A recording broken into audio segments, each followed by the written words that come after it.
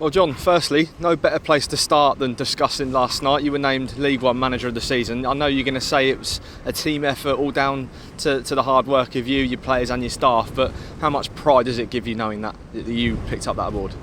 Yeah, I mean, exactly that really. You don't manage to win any of these awards on your own. Obviously, I'm the one that gets to go up there and collect the trophy, but to be honest, it's quite cliched, but it's true. You need every single bit of help you can get with these sort of things. So the players have been brilliant all season. We've had brilliant support staff.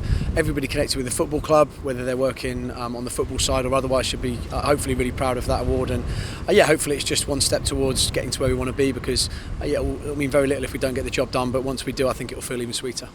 More brilliant news for the club as Pompey women were crowned champions yesterday. How good news is that for the club?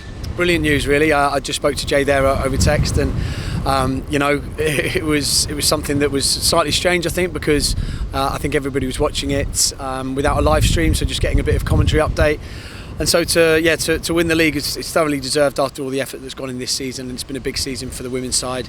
Whenever I've seen them play, they've been excellent, blown sides away, looked every inch the side that deserves to go up. So hopefully once all the I's are dotted, T's are crossed, and we get the application for the league to go up, I think it'll be a really, really special day for the club, and hopefully we can double up with another one tomorrow night. Yeah, on to Barnsley tomorrow. I just want to firstly touch on how the squad are doing after the Bolton game. Squad's fine. We've got the same squad to select from, so we've actually got 24 fit pros at the moment, so we're in a really, really good spot. And we feel like we are pretty blessed with a few of the players that are coming back, so in a good spot at the minute. I want to talk about Tino, his spell in the second half. We obviously spoke about it after the game, but now you've sort of been able to watch the game back. What else do you want to see from him, and how can he push himself further forward now? I think for Tino, it's just about making sure that we gradually reintroduce him into the fold.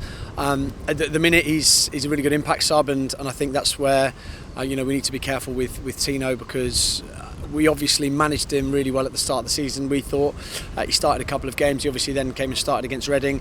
At the minute, we don't want to push him into anything like that. So his substitute cameos at the moment, I think, are sort of the perfect spot. And he's got to keep making an impact whenever he does come off the bench. He's got to keep making an impact and keep doing what he's been doing over the past couple of games. And Saturday in particular, he was really impressive. What threats are Barnsley going to pose at Fratton Park? Plenty. I think they're a really good side. They've been up there for the majority of the season, and only recently dropped off in terms of, I think, being able to catch us when they lost to Charlton. So a really good side, really well coached. Neil's done a fantastic job, I think, in his first job over in England, and I think they've got plenty of attacking threat. They've scored a lot of goals this season, some really, really good players across the board, and they're still fighting for a place in the playoffs. So it's by no means going to be a straightforward game. Very, very tough opposition. We found that in the second half, especially up at their place, that they can cause us some real problems. So we've got to be at the top of our game to make sure we get something out of it. Now, as good as the away end was on Saturday, how much confidence does it give you in the players that you're going to have 20,000 plus fans behind you at Fratton Park tomorrow night? Yeah, I think it just gives all of the lads an extra boost. And if you'd have asked me a couple of weeks ago, if you'd asked me, after the Derby game, whether I thought the atmosphere at Fratton Park would get any better, I would be hard pushed to say that I thought it'd be able to. But I'm pretty convinced that tomorrow night it's going to be even better, and it's going to be even more of a raucous atmosphere. We have to make it an intimidating place. We have to try and generate that ourselves in terms of what we do on the pitch. But at the minute, the fans are in great voice, and I'm sure they're looking forward to tomorrow night. The fact you don't need to give them any extra message or extra motivation, like you've said in the press this week, to bring every ounce of noise and energy they possibly can tomorrow, how much excitement does that give you and the players, as well as confidence, like you just said?